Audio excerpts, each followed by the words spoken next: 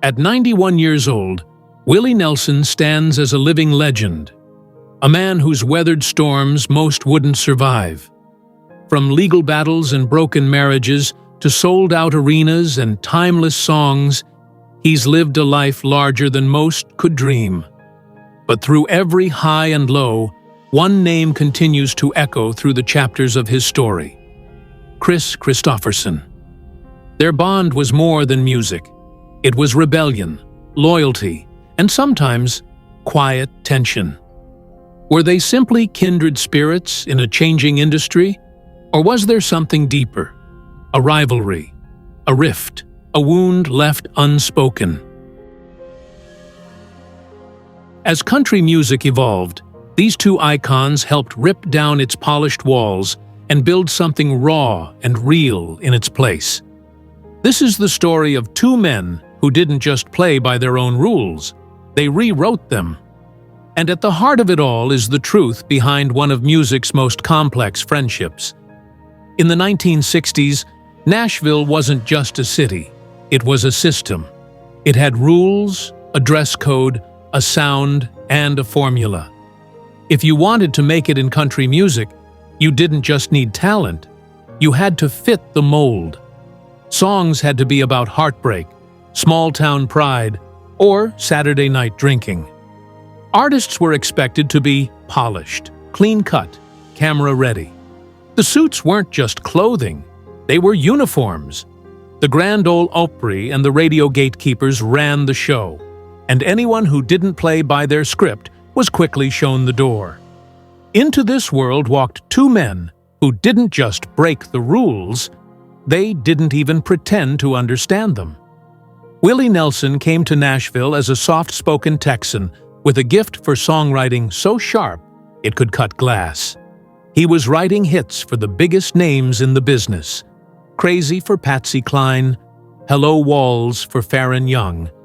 But when it came to performing his own songs, the doors stayed closed. His voice was too raw, his phrasing too strange, and his delivery far too real for what Nashville wanted at the time. They didn't know what to do with someone who refused to be smoothed out. He wore suits because they told him to. He slicked back his hair because they said it looked better that way. But behind the stage lights, he was crumbling. The man writing some of the most iconic songs in country music couldn't get anyone to take him seriously as an artist in his own right. Then came Kris Kristofferson, cut from a completely different cloth, but a kindred spirit all the same. A Rhodes Scholar, an Army captain, a golden boy who walked away from a career that promised safety and prestige. He traded it all for a mop and a janitor's job at Columbia Records just to be near the music. People thought he was crazy. And maybe he was. But when Kris Kristofferson wrote a song, it didn't sound like anything else on the radio.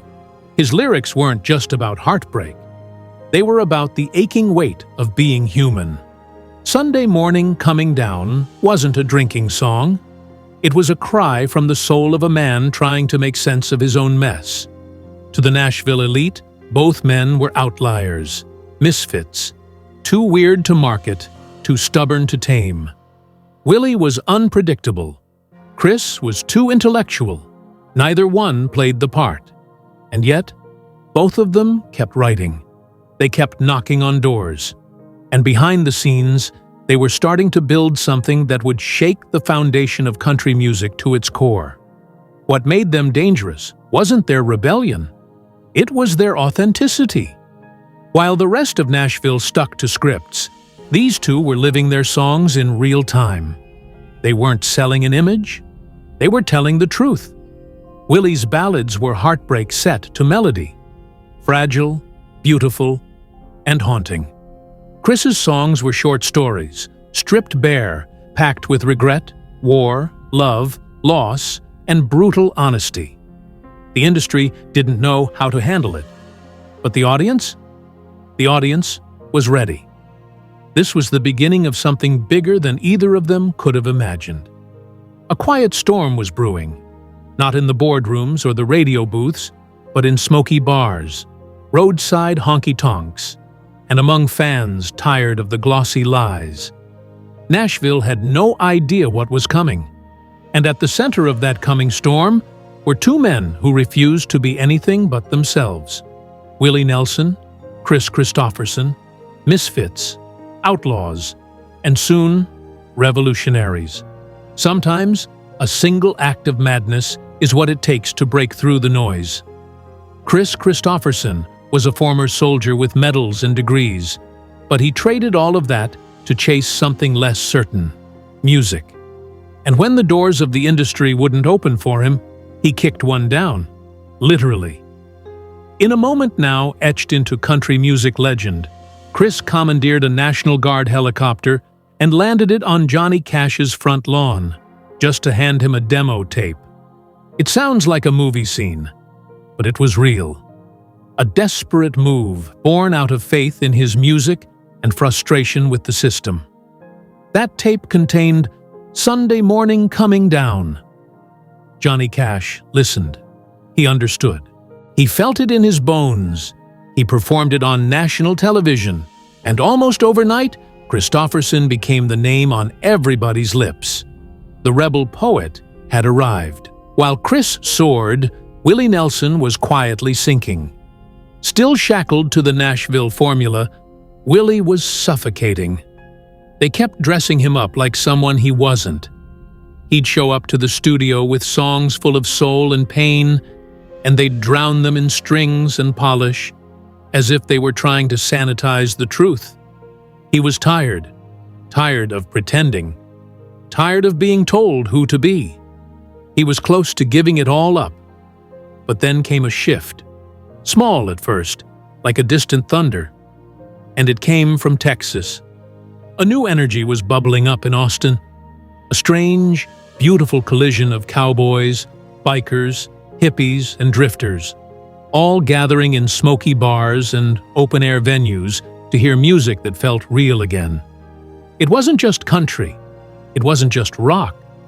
It was raw, poetic, a little psychedelic, something people would soon call cosmic cowboy. This was more than a genre. It was a movement, and it was calling Willie Nelson home. Encouraged by friends like Kris and fed up with compromise, Willie packed up and left Nashville behind. No more suits, no more fake smiles. He headed to Austin, and in doing so, he stepped into a version of himself that had always been waiting. In Texas, he wasn't a struggling songwriter. He was a prophet with a guitar. Places like the Armadillo World Headquarters welcomed him with open arms. It wasn't a typical country venue, it was a melting pot. One night you'd hear jazz, the next night outlaw country, the next acid rock. And Willie? He fit right in. He let his hair grow wild. He played barefoot. He lit up on stage, both musically and literally, and the crowds couldn't get enough. These weren't fans looking for radio hits. They were looking for truth, for soul. And Willie gave it to them in every note. This was the freedom Nashville never allowed. As his sound evolved, so did his influence. Suddenly, he wasn't just performing. He was leading a rebellion. The polished, predictable sound of Music Row had a new challenger. Outlaw country. And Willie Nelson was its heart. Meanwhile, Kristofferson continued to blaze his own path. The helicopter stunt may have kicked the door open, but it was his words that kept him in the spotlight. Songs about loneliness, regret, and redemption that cut through the gloss of Nashville like a blade. And though their roads were different, Kris and Willie were running parallel, both carving out a new space where music didn't have to play by anyone's rules. They were showing a generation of artists that you didn't have to sell your soul to be heard. Together, they weren't just part of the outlaw movement. They were the outlaw movement. As Willie later put it, Texas gave me freedom. Nashville gave me suits. And from that freedom came a sound that changed country music forever. Not polished, not perfect, but pure and real. By the mid-1970s, Kris Kristofferson had become the unlikeliest superstar country music had ever seen. He wasn't just a songwriter anymore. He was the face of a cultural shift. With Grammys in one hand and movie scripts in the other, he was riding a wave of critical acclaim that few artists, let alone country singers, ever experienced. He'd taken his poetry to the big screen, starring in films like A Star is Born alongside Barbra Streisand, and walking red carpets that had never seen a man in cowboy boots and a Harvard vocabulary. He was magnetic, brilliant, rugged, articulate. Critics called him the thinking man's outlaw. He was a country music rebel who could quote Shakespeare, a rough-edged heartthrob who wrote about pain in ways that sounded like gospel. Hollywood adored him. The press followed him. The industry, once skeptical, now saw him as royalty.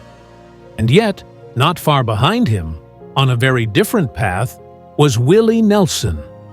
While Kris was accepting awards in tuxedos, Willie was still grinding through smoky bars and county fairs. Nashville had written him off long ago. He wasn't photogenic in the traditional sense, and his voice still baffled executives who thought radio success depended on polish, not personality. But Willie had something that couldn't be packaged: truth. In 1973, everything changed. Shotgun Willie wasn't just another record. It was a declaration, a line in the sand.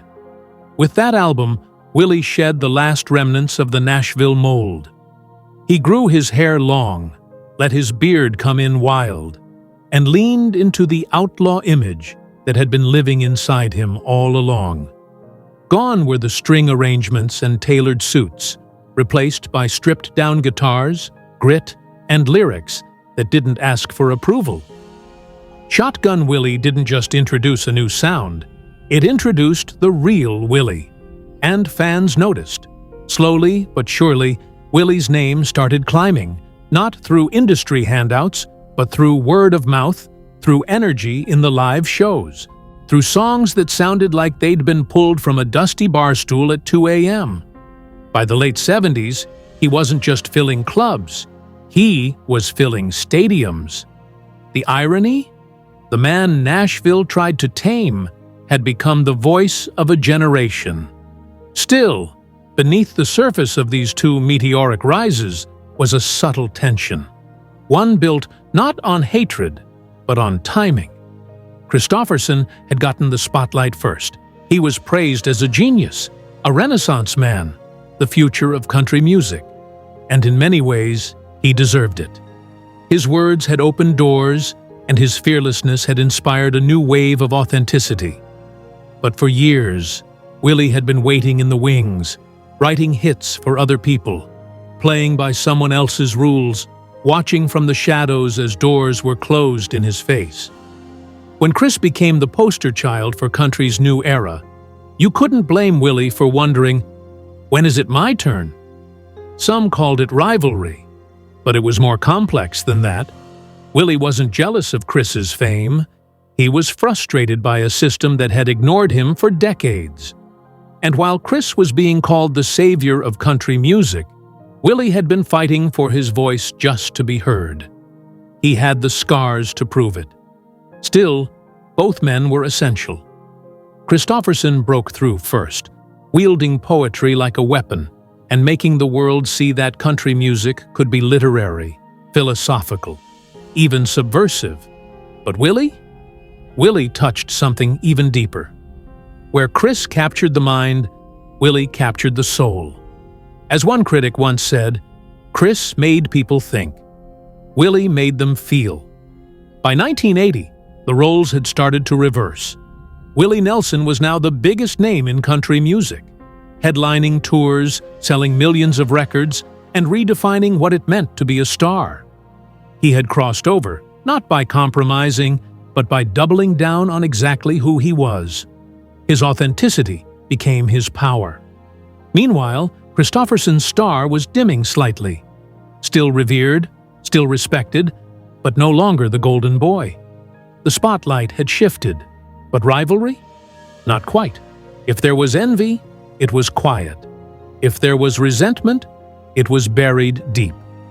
What remained was a strange, beautiful tension between two men who had reshaped an industry and done it on their own terms. One had gotten there fast, the other had taken the long road, but in the end, both had arrived. Before the spotlight found her, Rita Coolidge had already captivated nearly everyone she met. She wasn't just beautiful, she had a voice like smoke at midnight, smooth and aching, full of stories even when she wasn't singing.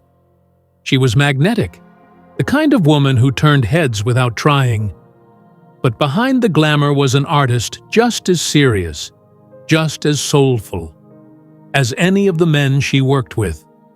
By the early 1970s, she had already collaborated with legends: Eric Clapton, Joe Cocker, Leon Russell. She wasn't someone riding coattails. She was carving her own path through the heart of American music. And somewhere along that path, two outlaw icons found themselves caught in her orbit. Long before Rita became Mrs. Christopherson, whispers floated through the industry that she and Willie Nelson had shared a quiet, possibly brief, romance. Neither ever confirmed it. There were no tabloid photos, no love letters published. But those who were there remembered the glances, the long conversations, the feeling that something had once passed between them. Fleeting maybe, but real enough to leave a trace. Then came Chris.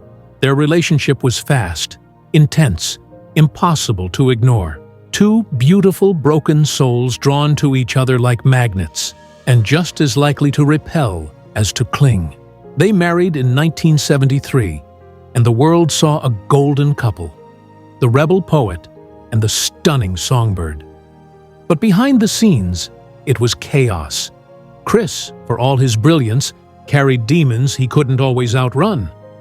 His emotions were loud, his temper unpredictable, and the pressure of fame only made it worse. He loved Rita deeply, sometimes too deeply, his affection often tangled with jealousy, insecurity, and fear of losing her. And Rita?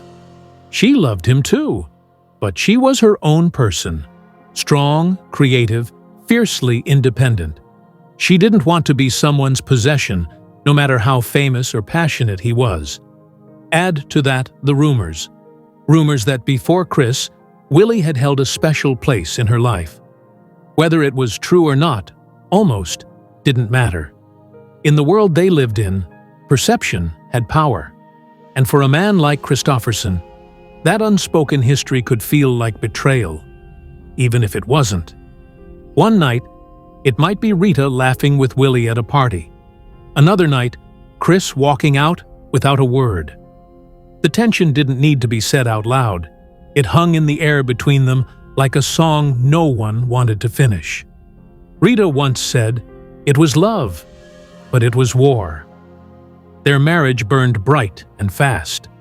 There were moments of beauty, shared music, late-night confessions, creative highs.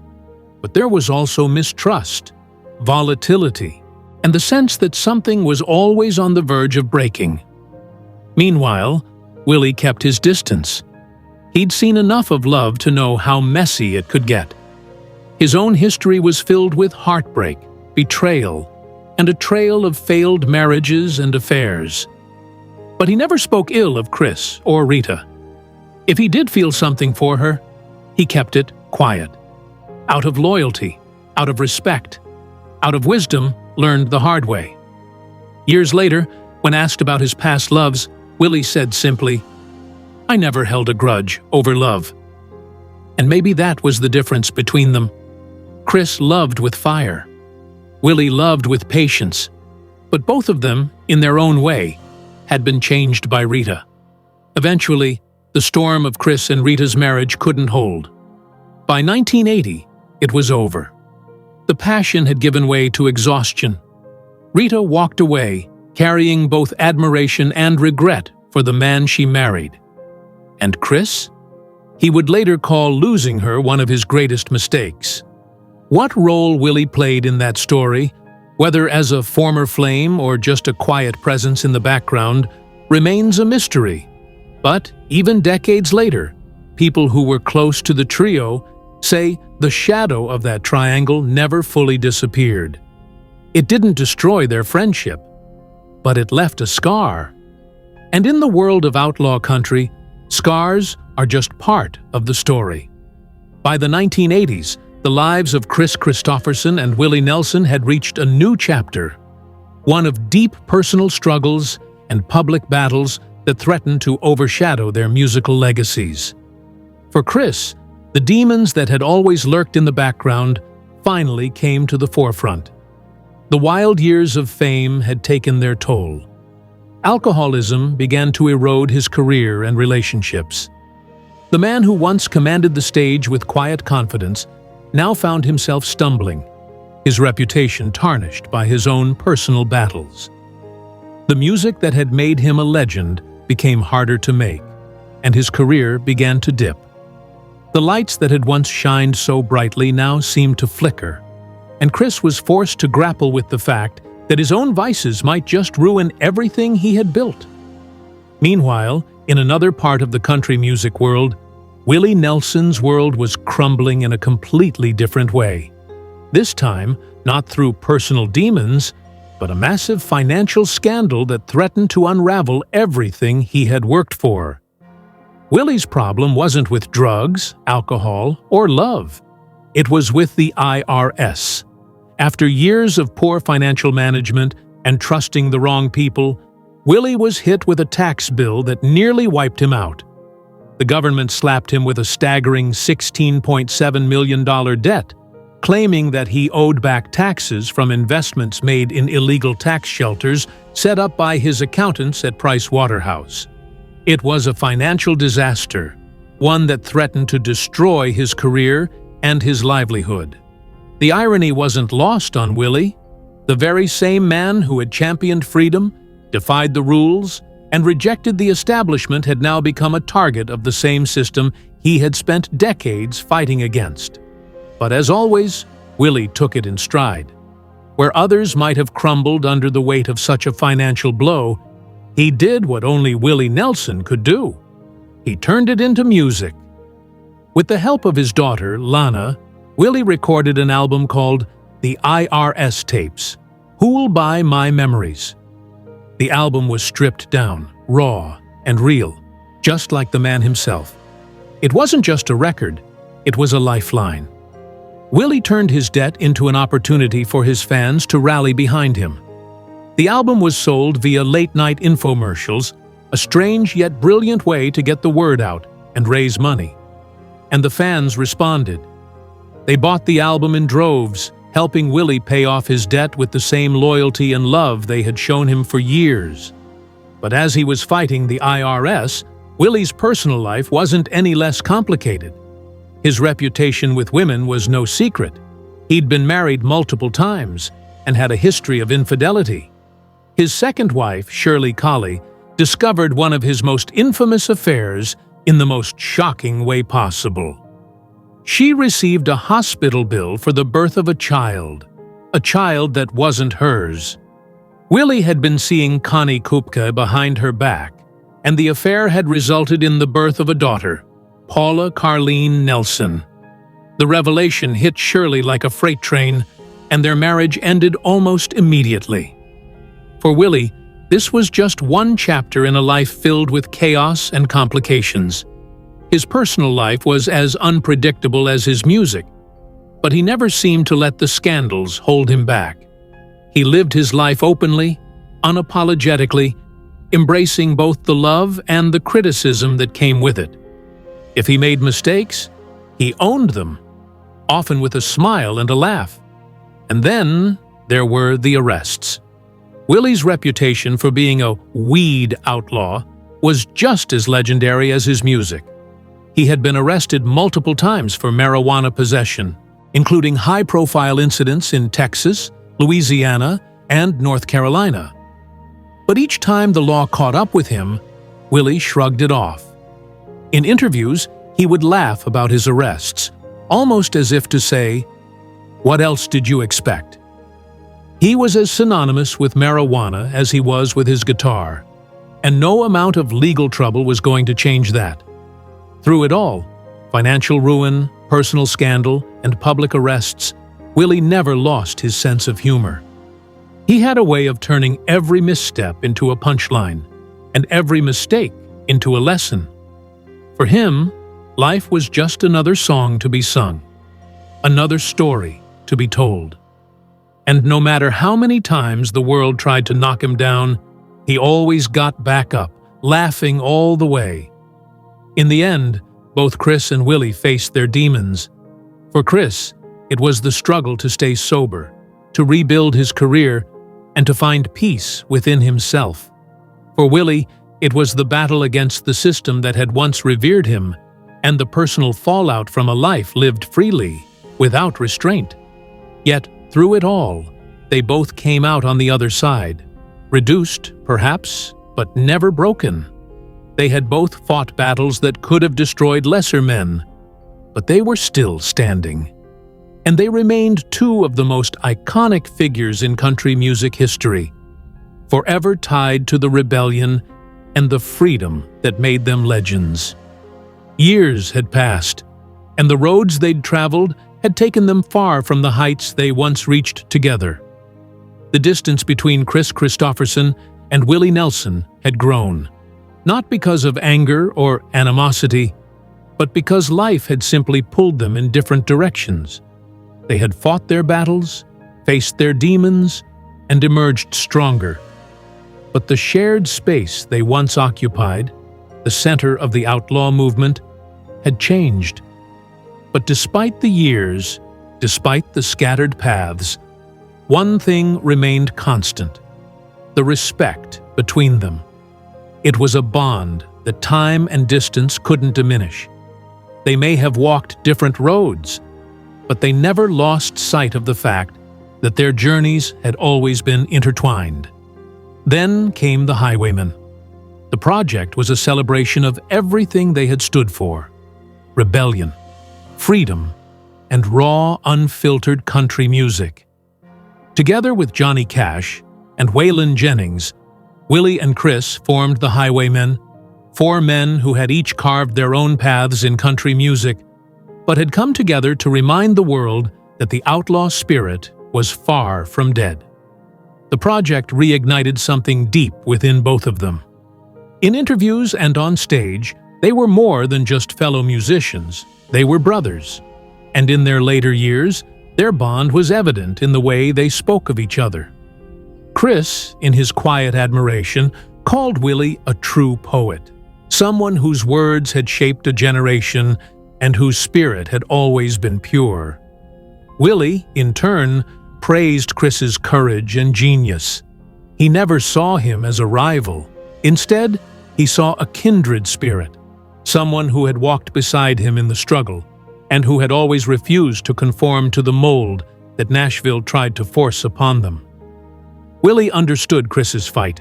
They had both battled for their place in a world that hadn't always embraced them. And from Rita Coolidge's memoir, there was a bittersweet reflection on their shared history. She recalled the early days with Chris and Willie, their creative power, their unspoken bond, and their tumultuous personal lives. Even in the wake of their broken relationships, there was a deep appreciation for the men they had been. Chris, she wrote, was an artist in the truest sense, flawed, complicated, but undeniable. Willie, on the other hand, was a force of nature, someone who could weather any storm and turn it into music. As they both neared their twilight years, Chris and Willie found themselves reflecting on their legacy. They had lived lives that others only dreamed of, but as the years added up, the weight of mortality became impossible to ignore. They were no longer just young rebels fighting for a voice. They were elder statesmen, holding the torch for a movement that had changed the face of country music forever. Their music was timeless, but so was their friendship. They had always been more than just fellow musicians. They had been warriors, each fighting for their place in a world that wasn't built for them. Together, They had fought a war, not just for recognition, but for a revolution in how country music would be understood and felt. In one of their final reflections, they both agreed on something fundamental. We were more than singers. We were brothers in a war. The war wasn't just against the establishment. It was against anyone who tried to define them, limit them, or force them into a box. They had fought that war together and had emerged as legends because they had always been true to who they were. As the years passed, they both became symbols of something larger. Not just icons in country music, but symbols of freedom, of authenticity, and of resilience. They had outlasted the industry that had once rejected them, and in doing so, they had reshaped it. Their names were synonymous with the outlaw spirit, and their music, rough, real, and filled with stories of pain and triumph, would live on for generations to come. In the twilight of their careers, they found peace. There was no more competition, no more jealousy, just two men who had seen it all and survived. They had won the battle in their own way, and they had done it together. The story of Kris Kristofferson and Willie Nelson is not just one of music. It's a story of brotherhood, of fighting against the odds, of changing the world with nothing but words and guitars. And as they both reflected on their past, they knew that their legacy would be felt long after the last song had played. They had created something that couldn't be undone, a new definition of country music, one that would live on, rebellious and free, forever. The outlaw movement wasn't just about music, it was about truth. It was about rejecting the fake, the polished, the manufactured, and instead embracing the raw, the real, and the untold stories. Kris Kristofferson and Willie Nelson didn't just change country music. They redefined what it meant to be an artist. Their music spoke to anyone who felt they didn't fit the mold, anyone who was tired of being told how to live or how to sing. Their influence has rippled through generations of musicians. Artists like Sturgill Simpson, Casey Musgraves, and others have found their own voices because of the path Kris and Willie paved. The Outlaws brought country music back to its roots, back to the storytelling, rebellion, and authenticity that first made it great. Willie, still smoking on his porch. Kris, reading his poems. And through it all, their music lives on. They didn't just break the rules, they rewrote the book.